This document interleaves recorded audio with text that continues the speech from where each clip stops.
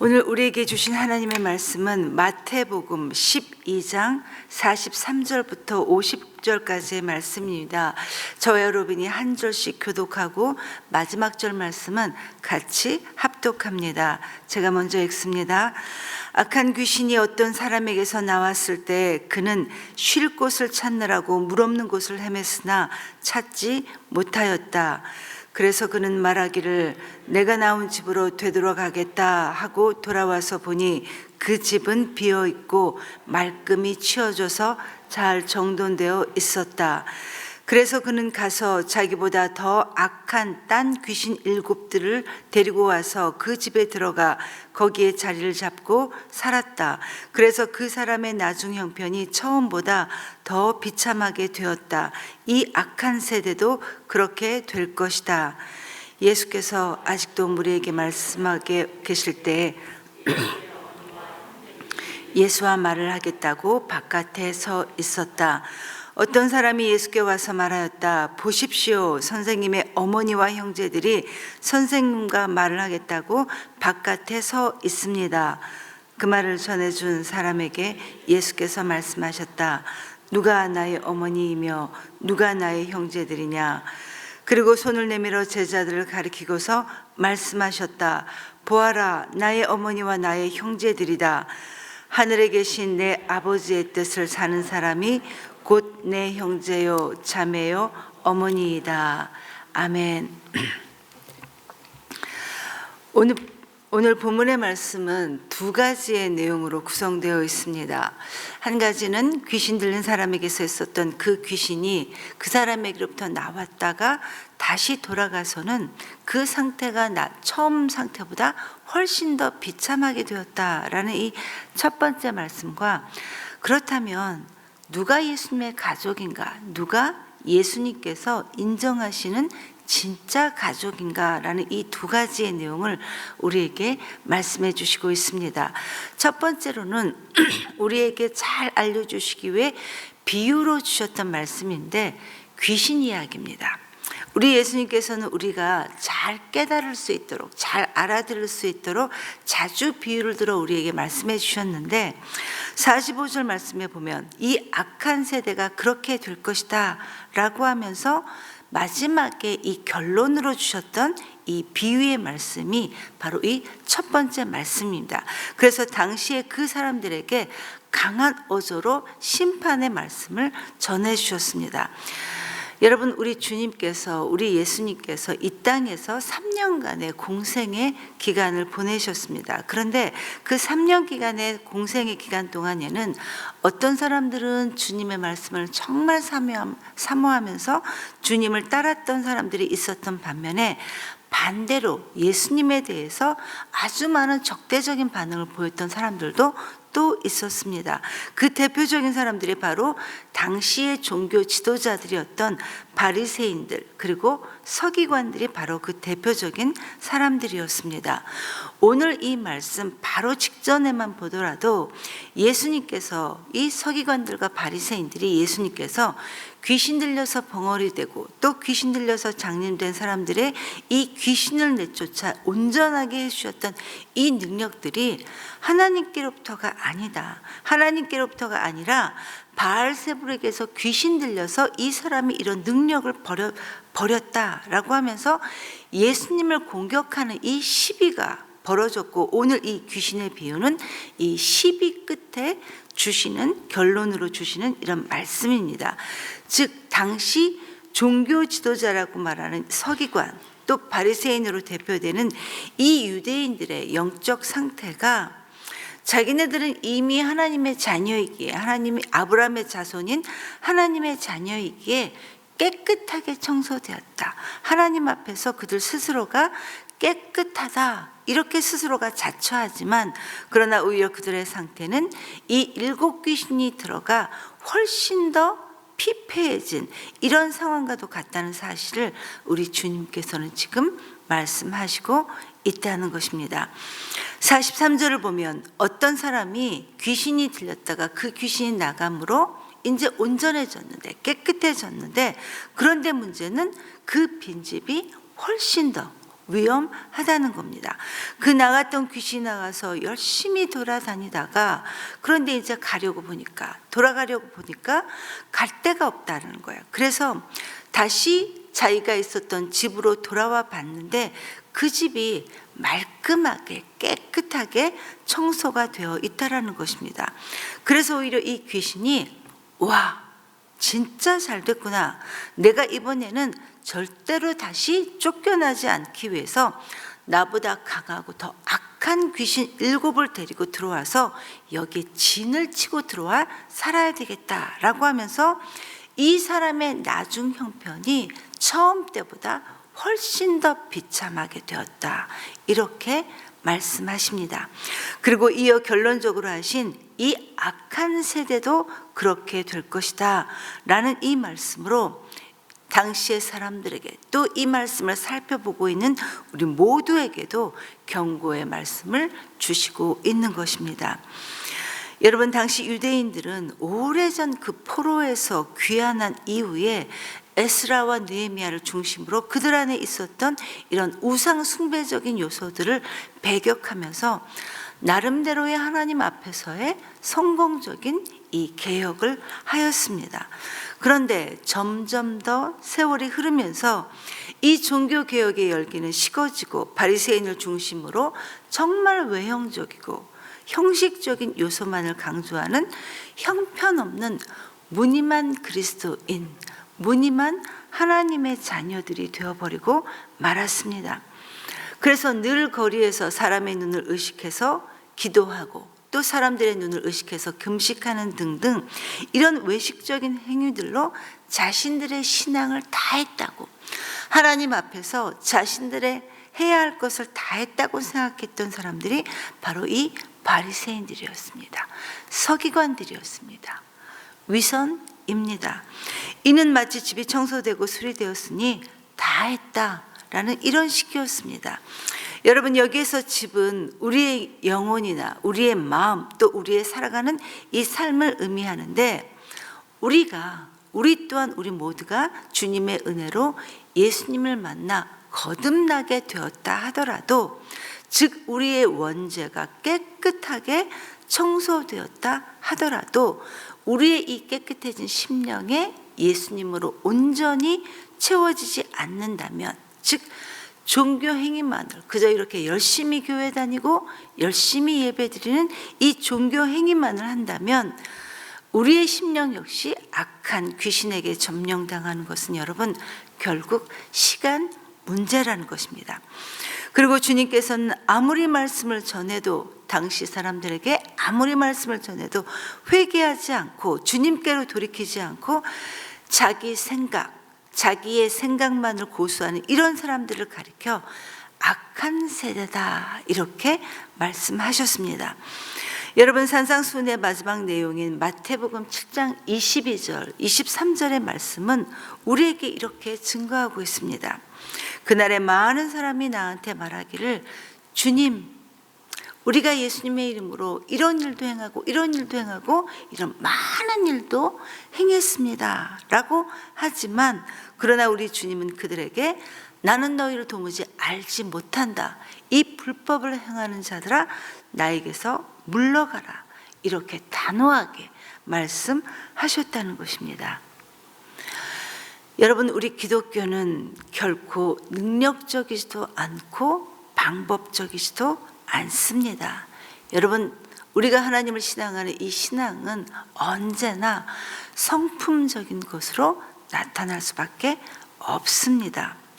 그래서 우리가 이렇게 하나님의 말씀을 듣고 이 기도의 자리에 있다 하더라도 우리의 내면이, 우리의 이 심령이 하나님의 은혜로 채워지지 않는다면, 우리의 삶이 하나님의 원하시는 모습으로 날마다 성장하지 않는다면 우리의 나중은 당시 종교 행위에만 젖어 있었던 그 바리새인과 그 서기관에게 하셨던 하나님의 책망을 우리 역시도 들을 수 있다는 경고의 말씀인 것입니다. 자, 그렇다면 누가 하나님을 우리 마음의 주인으로 모실 수 있을까? 오늘 본문 46절부터는 예수님께서 하나님의 참 가족에 대한 개념을 정확하게 말씀해 주시고 있습니다. 여러분, 마태복음 이 12장, 우리가 살펴보고 있는 이 마태복음 12장 전체의 내용은 예수님과 이 종교 지도자들 간의 대립적인 논쟁들을 담고 있었기 때문에 그 내면에 굉장히 큰 충돌의 위험이 자리 잡고 있었던 그런 때였었습니다. 당시 종교 지도자들은 예수님의 이 사역들을 부정하면서 예수님을 향해 귀신이 들렸다, 저 사람이 미쳤다 라는 등의 소문들을 많이 퍼뜨렸었습니다. 예수님이 행하셨던 이 놀라운 이적들, 이 귀신들을 쫓아내는 이 일들을 보면서 그게 하나님의 역사, 즉 성령의 권능임을 그들도 알았지만 스스로 외면한 채 하나님의 역사를, 성령의 역사를 이 귀신의 일로 치부해버렸던 것입니다. 왜냐하면 자기네들이 누리고 있었던 이 기득권들, 자기가 누리고 있었던 이 기득권이 위협받았기 때문입니다. 그런데 안타깝게도 이 바리새인들, 이 서기관들뿐만 아니라 예수님의 가족들조차도 예수님의 이러한 공적인 사역들을 제대로 이해하지 못하고 있었다는 겁니다. 46절을 보면 예수님의 어머니와 동생들이 예수님을 찾아왔다고 했는데, 마가복음 3장 21절은 예수님의 어머니와 동생들이 찾아온 이유에 대해 이렇게 증거하고 있습니다. 예수의 가족들이 예수가 미쳤다는 소문을 듣고서 그를 붙잡으러 나섰다. 즉 예수님께서 하나님의 뜻을 행하는 이러한 공적인 사역들을 정작 가족들조차도 바르게 잘못 이해하고 있지 못했다는 것입니다. 이 예수님의 가족들이 진짜로 예수님이 미쳤다고 생각했는지 아닌지는 잘 모르겠지만 어쨌든 예수님에 대한 이런 흉흉한 소문을 들은 뒤에는 예수님의 사역을 가로막고 억지로 이 예수님을 붙잡으려 했던 것은 분명한 것 같습니다. 예수님의 가족이기 때문에 진짜로 예수님을 가장 잘 알고 있었을 것만 같았던 이런 사람들이었지만, 오히려 하나님의 사역을, 하나님으로부터 부름받았던 이 예수님의 사역을 그 가족들은 맡게 되었던 겁니다. 무슨 말입니까? 우리 역시도 우리의 지식과 경험을 등을 통해 우리가 예수님을 잘 안다 하더라도 예수님의 참 가족은 될 수 없다라는 사실을 우리는 기억해야 한다는 겁니다.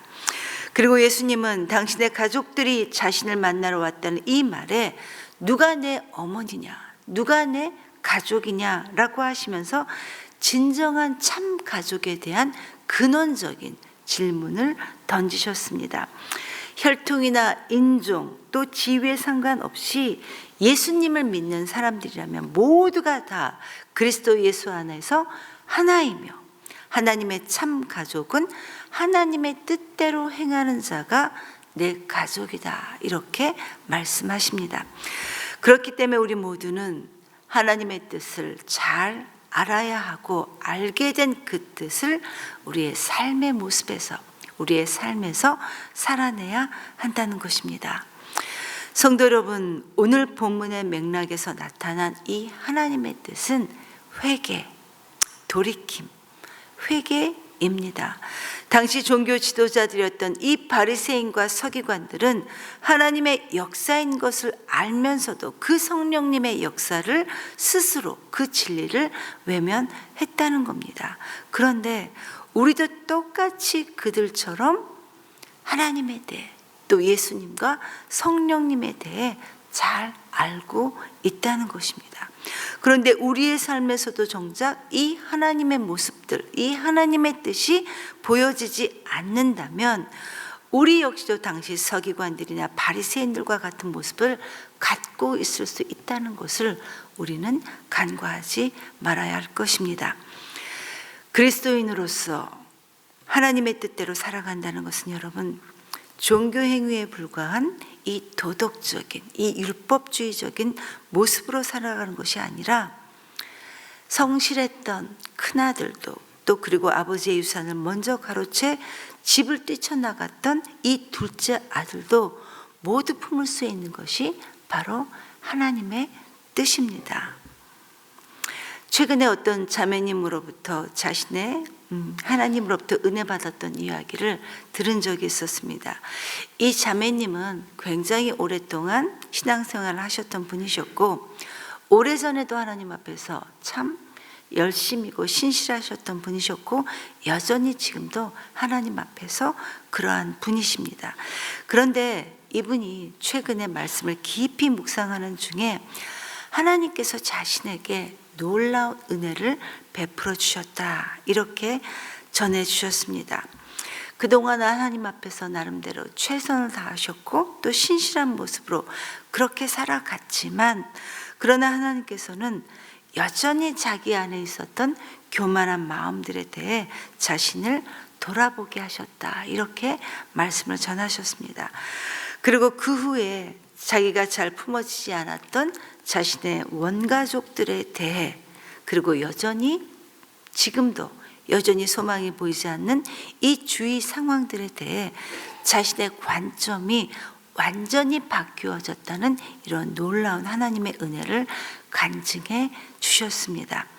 그래서 지금은 똑같은 상황이라 하더라도 하나님의 관점으로 볼 수 있게 되고 품을 수 있게 되었다는 그런 나눔을 제가 최근에 들은 적이 있습니다. 여러분, 이것은 하나님의 은혜에 대한 또 다른 깨달음이었습니다. 성도 여러분, 우리 모두는 하나님의 뜻을 알고 싶어하고 우리 모두를 향한 이 하나님의 뜻을 알고 싶어하고 하나님께서 알려주시면 순종하겠다고 이렇게 다짐하면서 하나님 앞에서 기도합니다. 그러면서 하나님의 뜻을 구합니다. 그러니 여러분, 우리는 어떤가요? 이게 잘 안 됩니다. 그러나 그러함에도 불구하고 회개하지 않고 하나님의 표적만을 구하는 이 차가운 세상 속에서 우리가 영적으로 죽어가는 이 사람들을 향해 가슴 아파하시며 돌아오기만을 손꼽아 기다리는 이 아버지의 마음을 알고 품고 그렇게 행할 때 세상의 모든 악한 영은 떠나고 오직 주님만이 우리의 주인 되시는 은총을 누리게 될 것이고 이 은혜를 간절하게 소망하게 될 것입니다. 오늘 하루도 내 의를 버리고 내 생각을 버리고 하나님 아버지의 마음을 품을 수 있는 우리 모두가 될 수 있기를 간절히 기도합니다. 이 시간 말씀을 기억하면서 하나님께 함께 기도하기 원합니다. 하나님, 감사합니다. 오늘도 말씀을 통해 하나님을 사랑하는 우리가 그저 빈집을 고치고 수리하는 정도의 이 정도의 신앙이었는지 돌아보게 하심을 하나님 감사드립니다. 우리의 의에 갇혀 삶을 탕진하고 소비했던 이들을 정죄했던 우리들을 하나님 용서해 주시옵소서. 오늘도 잃어버린 아버지의 마음을 다시 회복할 수 있도록 우리를 도와주시옵소서. 그래서 이 악한 세대 가운데서도 주님의 사랑을 전할 수 있는 우리 모두가 될 수 있도록 하나님 우리를 인도해 주시옵소서. 이렇게 기도하시고, 여러분, 오늘부터 주일까지 톡팀과 청년부가 수련회를 갖습니다. 하나님, 우리 아이들이, 우리 청년들이 이 수련회 기간을 통해 하나님을 다시 한번 경험할 수 있게 해주고 또 주님을 몰랐던 우리 아이들이 주님을 만나게 되는 놀라운 역사를 하나님 우리 아이들이 경험할 수 있도록 도와주시옵소서. 이렇게 기도하시고 자유롭게 기도하시고 돌아가시겠습니다.